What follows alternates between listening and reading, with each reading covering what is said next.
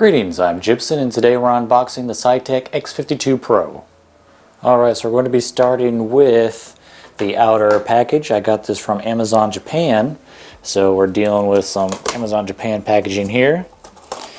And I'm going to be using an X-Acto knife to get this open. Alright. Doesn't look like there's a whole lot of packaging inside here. But here is the outer box. Let's see. Oh, try the right side. Here we go. Alright, so here it is, the Saitek X52 Pro.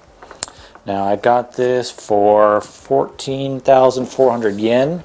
So that works out to, I don't know, about 120 bucks American, which is pretty good. Because I was looking at it on Amazon, US, and they're selling it for like 175, 180. So fast shipping and don't have to go to the post office. That works for me, as we'll get it directly from Amazon Japan. Alright, so open it up here. Looks like we got our standard affair of insides. Looks like we got a kind of like an egg crate packaging, and I can see some of the components here inside. Alright, so let's take it out. Okay. So this is pretty light, so I don't feel like I'm in any danger of dropping it here or anything. Oh, some cords came out. Okay, yeah, so we definitely got some egg crate packaging here, and the unit is fairly light. Let's see if we can just take the top off here. Alright, and looks like we've got the two main components here. I don't know what this is called, but it's got a bunch of secondary controls and throttle, stuff like that, and it's got a digital display. So put that down here. And here is the joystick. Looks like the last big piece. Alright, let's take this one out of the bag first.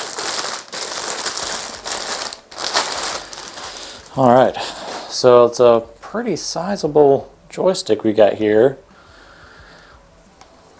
Let's see how it feels. Yeah, it feels nice and smooth. Some clicky buttons. Got a safety switch. You know, when you gotta make sure you're going to do what you're going to do here. A hat, a mode selector. This is some kind of selector. Looks like we got a secondary, like, pinky trigger. And this, I don't know what this is. Maybe this is the resistance, because I'm told with the Pro version you can adjust the resistance, how it feels. And on the bottom, looks like we got a power indicator. And a couple toggle switches, toggle both ways. And we got a input here on the back. Alright, let's check out the other piece. Looks like this one has a USB coming out of it. Okay, so on this side,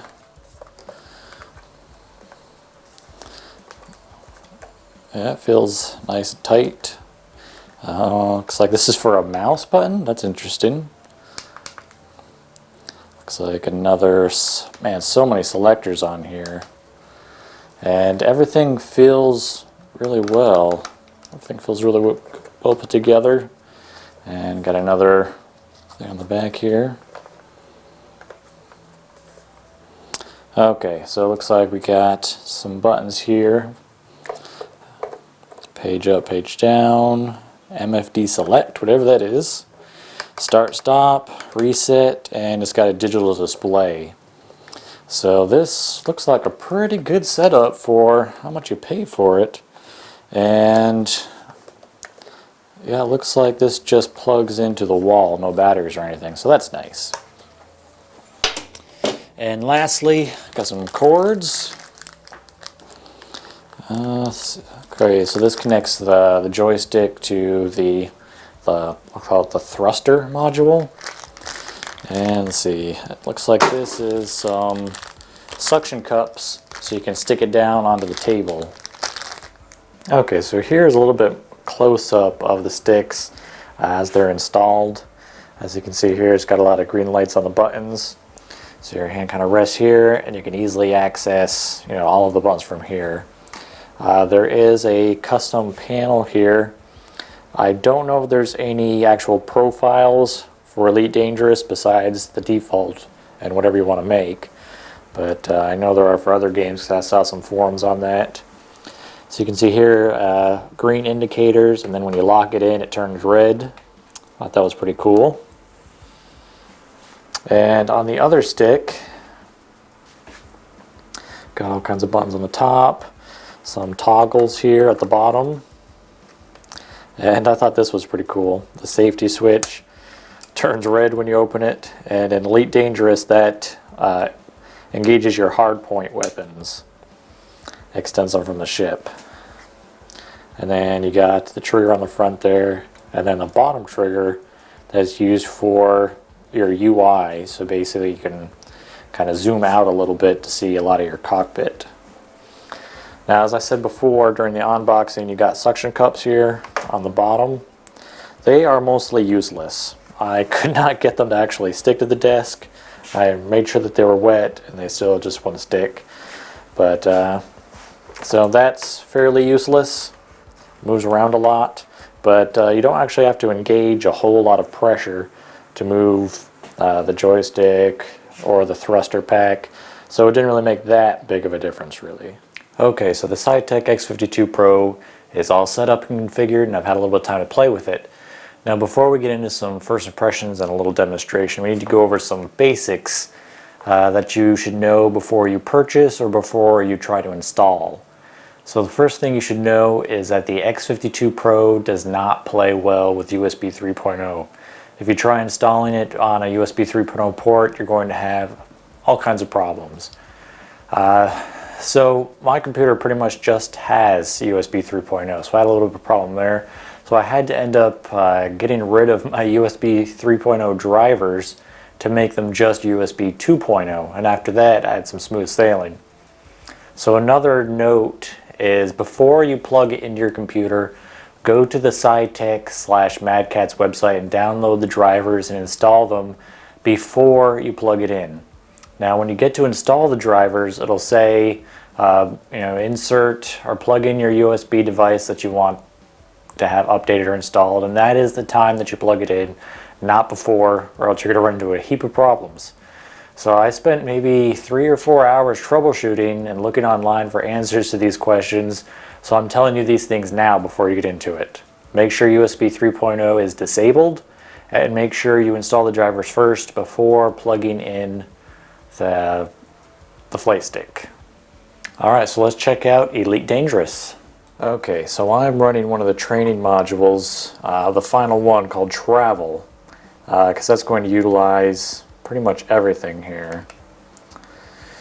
Okay, and I'm still not great with all of the buttons, so you'll have to give me a little bit of leeway here. I've only been playing for a little bit now, but I think I got down the basics. Alright, so first we have to launch. So once it gives us the go-ahead here, we're going to use the toggle to lift us off. Alright, and then accelerate. Alright, so we've got a time limit to leave the station, so I'm going to go almost full throttle here. Alright, good to exit the bay.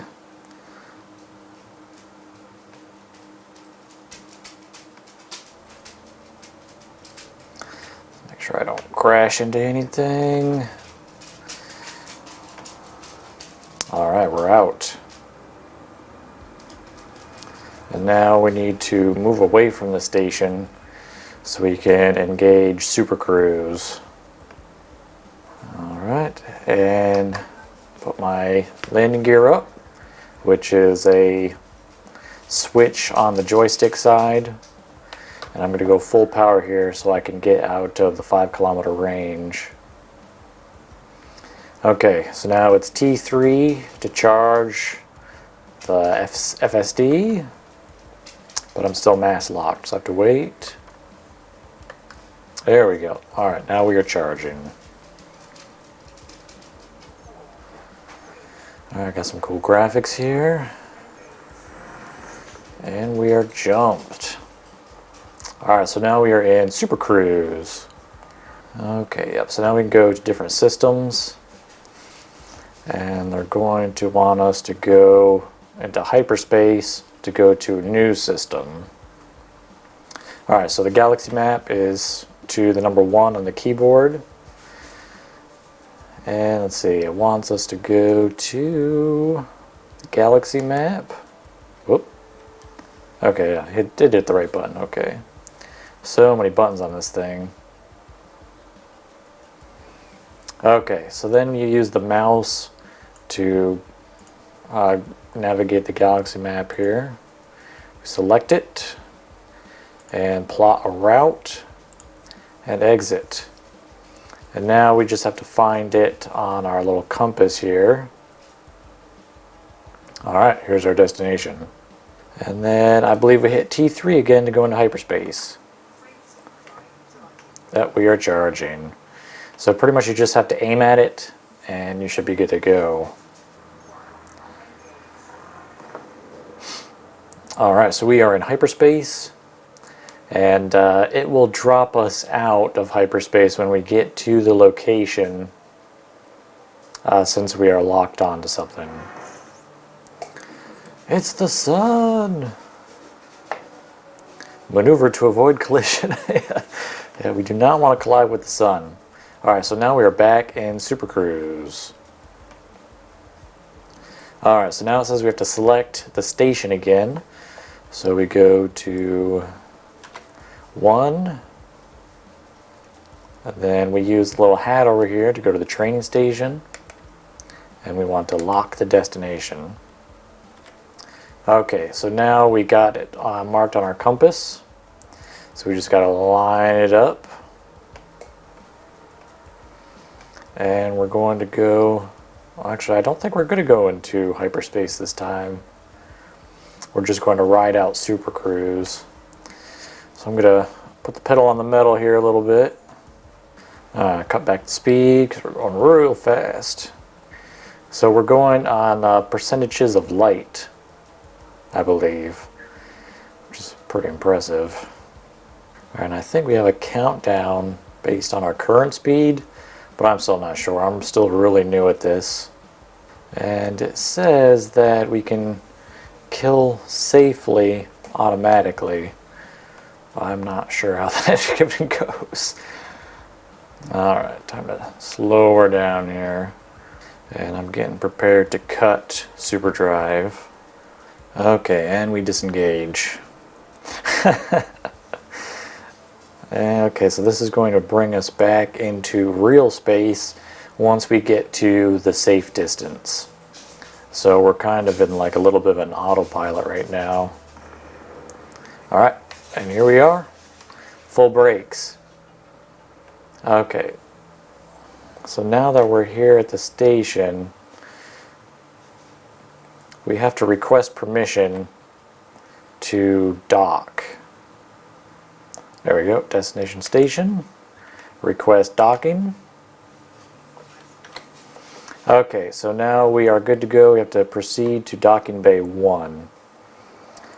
Okay, so now the trick is finding where the entrance is. Okay, so we found the entrance. And we've got 4.5 minutes to dock. Alright, so we got a lot of junk here that we have to kind of maneuver around. Here we go. Alright, look at that. Alright, throttle back. Put down my landing gear. Alright, so we're looking for pad 1. Oh, it's actually pretty close. Alright, so landing gear is down. We're coming to our landing pad. Throttle back. Okay.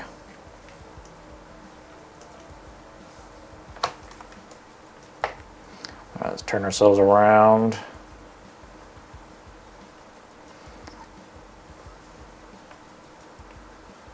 Okay. Forward a little bit. And bring the ship down.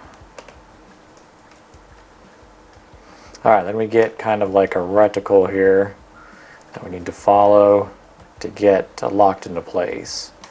Alright, let's power up just a little bit so we can lock it in. Alright, we are blue. So I'm bringing her down. Alright, we are locked. Objective complete. Okay, so I gotta say I really like the combination of the stick and the thruster module, or thruster pack. I'm not sure what the nomenclature is, but the real thing is, do you need it? Because it's kind of expensive setup, especially if you're just going to be playing, say, one game like Elite Dangerous, unless you're super dedicated to the game. And if that's the case, maybe you want the best out there. But this was pretty expensive. And like I said, it was about, I think, 140 bucks US. And do you really need it? Probably not. I would recommend playing with a joystick, but I think there's probably cheaper options out there where there's maybe a thruster glider on the side of the joystick bottom. Because to be honest, as fun as it is and as cool as it is, it's not something required. So you can probably lop off, say, I don't know, 100 bucks off from your purchase price and still have a very serviceable way to play the game. But that being said, if you're willing to put in the money, it is a very good set.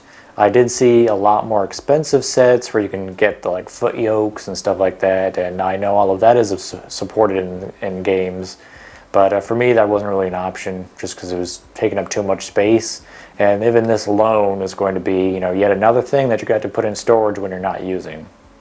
I'm going to give it a thumbs up, even though it was kind of a pain in the ass getting it set up because of USB 3.0 and the driver situation. But as long as you follow the directions I put out earlier or look up on the forums yourself, you should be able to get along no problem. Alright, so thanks for watching, and please stay tuned for more unboxing and reviews.